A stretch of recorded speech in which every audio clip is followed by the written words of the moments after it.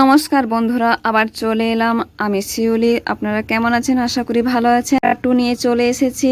তো এখন দেখবেন আমাদের নদী বাঁধ, এখানে আমরা চলে এসেছি। পার্ট 2 এটা। তো এই সাইডে জমিন, ডান সাইডে, আর আমরা মাটি রাস্তা দিয়ে এখন যাব। আর আমাদের এই রাস্তাটা, মাটির রাস্তা, এই যে বাঁধটা, এটা কিন্তু অনেক আগেই ছিল। আর এখন তো পুরো ধস খেয়ে মিনিমাম 5 থেকে 7 বিঘা জমি নদীতেই পড়ে গেছে।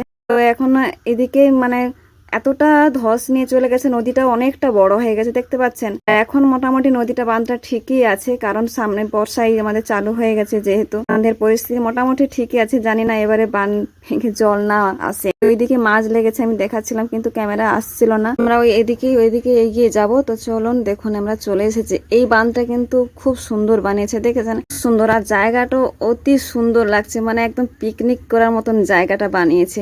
একদম ঢালাই দেয়া, খুব খুব সুন্দর কিন্তু বানিয়েছে। এই ছোট্ট নৌকা এত সুন্দর লাগছে, এই জায়গাটা পুরো অপূর্ব লাগছিল। কিন্তু আমরা আরো সামনের দিকে একটু এগিয়ে যাব। তো চলো, আমাদের এইখানে জায়গাটা কেমন লাগছে, এই নদী বাঁধটা কেমন লাগছে অবশ্যই জানিও। দেখো ওইদিকে ট্রলার যাচ্ছে মাছ ধরে, এই মানে ট্রলার গুলো যে যাচ্ছে এদিক দিয়েই যাচ্ছে, অন্য জায়গায় মাছ ধরে। সুন্দর লাগছিল কিন্তু, অপূর্ব লাগছিল কিন্তু নদী বাঁধতে, এই সবুজে সবুজে ভরা, খুব সুন্দর লাগছিল কিন্তু, একদম পরিবেশটা অসাধারণই ছিল।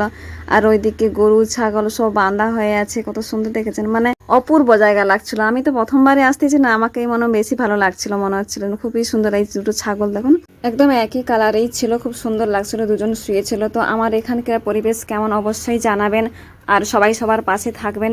এই প্রাকৃতিক দৃশ্যগুলো সত্যি দেখতে কিন্তু খুব ভালো লাগে, খুব অসাধারণই লাগে, তাই না? তো ওই সামনে ওই লাল পরীটা ছিল, ও গিয়ে কি করেছে, ওখানে চুপটি করে দাঁড়িয়ে গেছে, লজ্জা পেয়েছে, তাই ও চলে গেছে ওখানে। এখানে জানেন তো, এখানে বাড়িও আছে, আমি কিন্তু জানতাম না, কারণ আমি এখানে প্রথমবার আসছি, তাই আমি ঠিক জানতামই না। তো আমার ভিডিওটা কেমন লাগলো অবশ্যই জানিও, ভালো লাগলে লাইক কমেন্ট শেয়ার করে পাশে থেকো। আর সবাই ভালো থাকবেন। পার্ট 3 নিয়ে অবশ্যই তাড়াতাড়ি চলে আসবো। সবাই ভালো থাকবেন। নমস্কার।